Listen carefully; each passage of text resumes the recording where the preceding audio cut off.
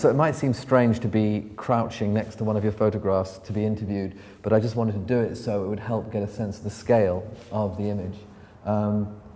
This is the biggest these photographs can be printed, and it's still not big enough for me. I love it this size, but that is still basically the size of a baby elephant. That elephant in reality was about 12 feet high. All of these photos were taken in East Africa. It's a place I first visited in '95 when I was directing a music video for Michael Jackson.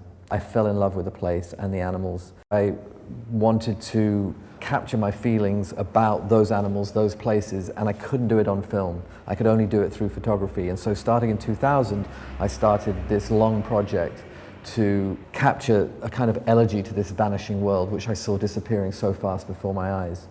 The way I photograph animals is no different to how I would photograph a human being. You wouldn't take a portrait of a human being on a 500mm lens from several hundred feet away and expect to capture their personality. You'd get up reasonably close, and that's what I'm trying to do with these.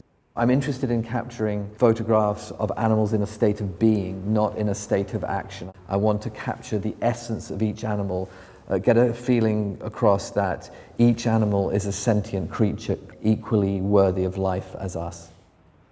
I get drawn to specific animals that, just like you would with a person whose face you're drawn to on the street, you know, face that looks like Samuel Beckett or whatever, I get drawn to specific animals that I just feel compelled to go back over and over and over to try and get their quintessential portrait. The Lion Before Storm is one such example where I just loved this lion, and I went back 17 days in a row before I finally, on the 18th day, he got up and sat into this stormy wind that was blowing into his face.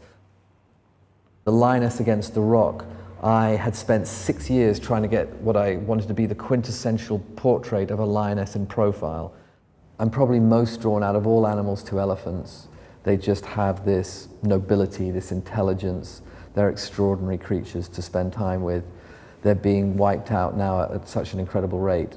But I'll be drawn to individual elephants that I just go back to over and over again to try and get their portrait. Sometimes, like with this elephant, who was actually killed by poachers 2 years after I took this photo. I mean, you can see how relaxed he is. And it's perhaps that level of trust that enabled poachers to get close enough to kill him. But then other elephants, like the elephant with tattered ears, a few weeks of spending time with that elephant until finally he would just walk right by me over and over again, take after take, to get that photograph. I spent years trying to take the kind of quintessential shot of elephants walking in a line, and the elephants walking through grass. That particular elephant at the front, I thought she was a beautiful elephant, and I finally got that shot. Although again, she was killed 2 years after I took that photo. That photo was an example of Samuel Beckett's line about fail again, fail better. I kept going back, hoping to fail again and fail better.